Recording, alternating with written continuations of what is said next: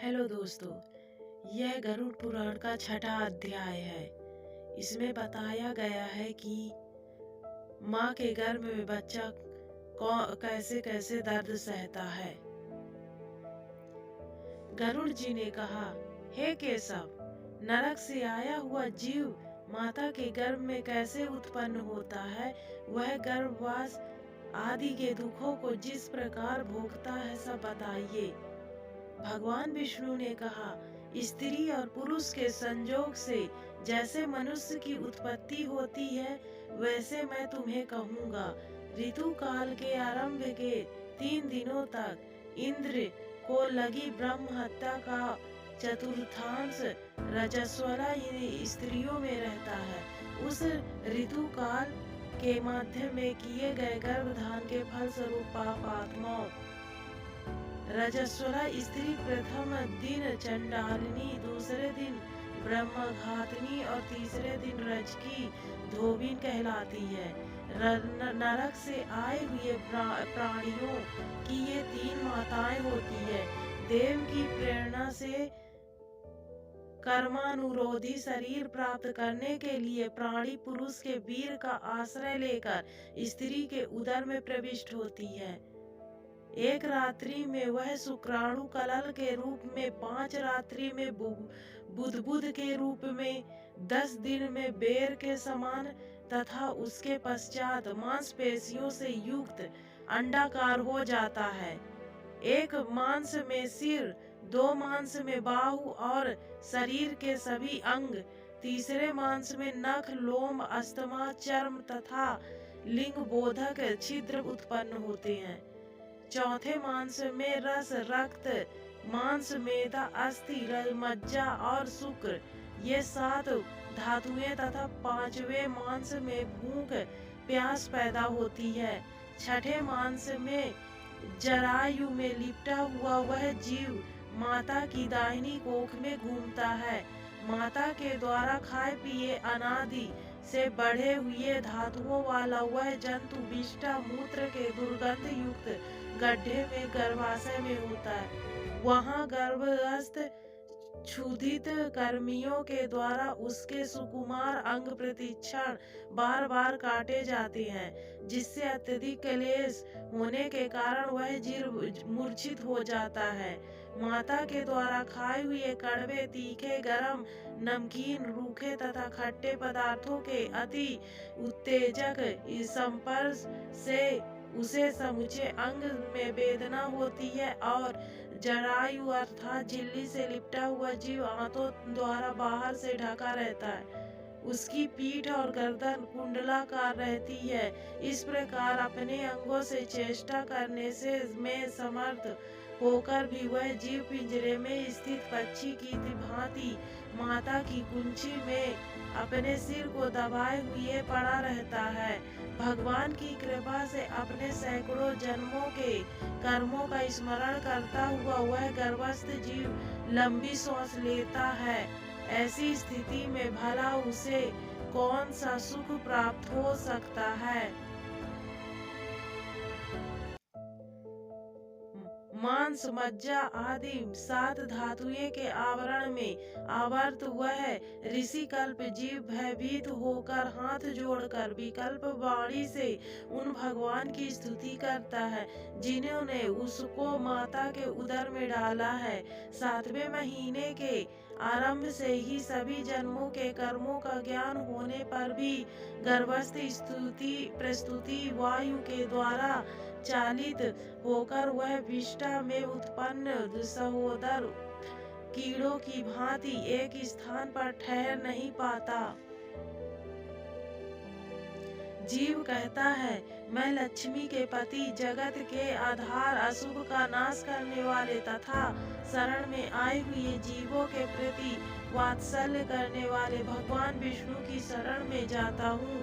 हे नाथ, आपकी माया से मोहित होकर मैं देह में अहम भाव तथा पुत्र और पत्नी आदि में ममत्व भाव के अभिमान से जन्म मरण के चक्कर में फंसा हुआ हूँ।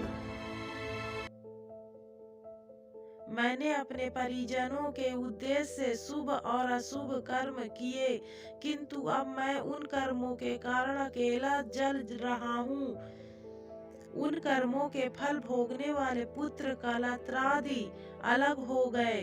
यदि इस गर्भ से निकलकर मैं बाहर आऊं, तो फिर आपके चरणों का स्मरण करूंगा और ऐसा उपाय करूंगा जिससे मुक्ति प्रदान कर लूं।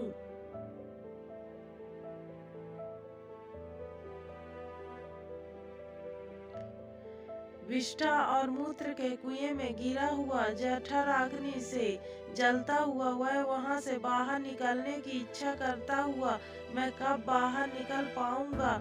जिस दिन दयाल परमात्मा ने मुझे इस प्रकार का विशेष ज्ञान दिया है, मैं उसी की शरण ग्रहण करता हूँ, जिससे मुझे पुनः संसार के चक्कर में न आना पड़े।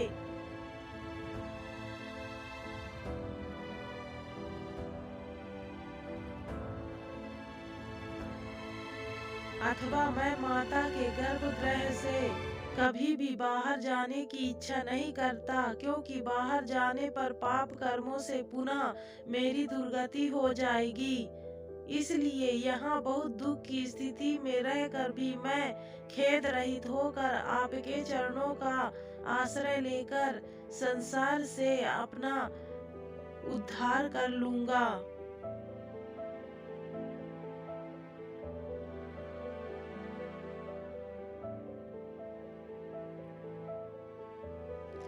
श्री भगवान बोले, इस प्रकार की बुद्धि वाले एवं स्तुति करते हुए 10 मास के ऋषि कल्प उस जीव को प्रसूति वायु प्रसव के लिए तुरंत नीचे की ओर ढकेलता है। प्रसूति मार्ग के द्वारा नीचे सिर करके सहसा गिराया गया वह आतुर जीव अत्यंत कठिनाई से बाहर निकलता है और उस समय वह श्वास नहीं ले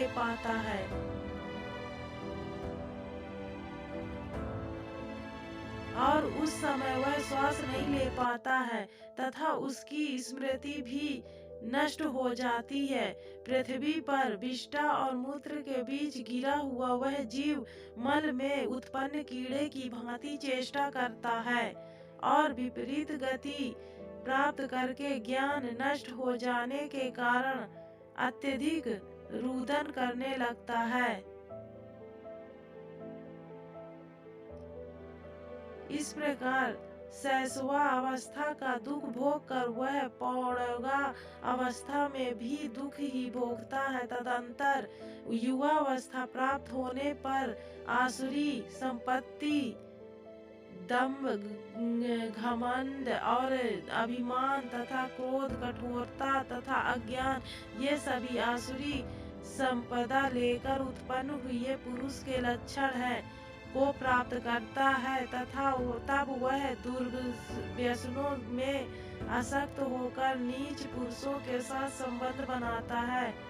सैकड़ों योनियों को पार करके पृथ्वी पर दुर्लभ मानव योनि प्राप्त करता है। मानव शरीर प्राप्त होने पर भी द्विजत्व की प्राप्ति उससे भी अधिक दुर्लभ है। अति दुर्लभ द्विजत्व को प्राप्त कर जो व्यक्ति द्विजत्व की रक्षा के लिए अपेक्षित धर्म कर्मानुष्ठान नहीं करता, केवल इंद्रियों की तृप्ति में ही प्रयत्नशील रहता है, उसके हाथ में आया हुआ अमृत स्वरूप वह अवसर उसके प्रसाद से नष्ट हो जाता है। इसके बाद वृद्धावस्था को प्राप्त करके महान व्याधियों से व्याकुल होकर मृत्यु को प्राप्त करके वह पूर्वत महान दुख पूर्ण नरक में जाता है। इस प्रकार जन्म मरण के हेतुभूत कर्म पाशों से बंधे हुए वे पापी मेरी माया से विमोहित होकर कभी भी वैराग को प्राप्त नहीं करते। हे ताक्ष्ण, इस प्रकार मैंने तुम्हें सृष्टि कर्म से हीन पापियों की नरक गति बताई। इस प्रकार गरुड़ पुराण के अंतर्गत सारोद्धार में पाप जन्म दुख निरूपण नामक छठा अध्याय पूर्ण हुआ। दोस्तों, अगर मेरी वीडियो पसंद आई हो तो प्लीज़ मेरे चैनल को लाइक शेयर एंड सब्सक्राइब करें। धन्यवाद।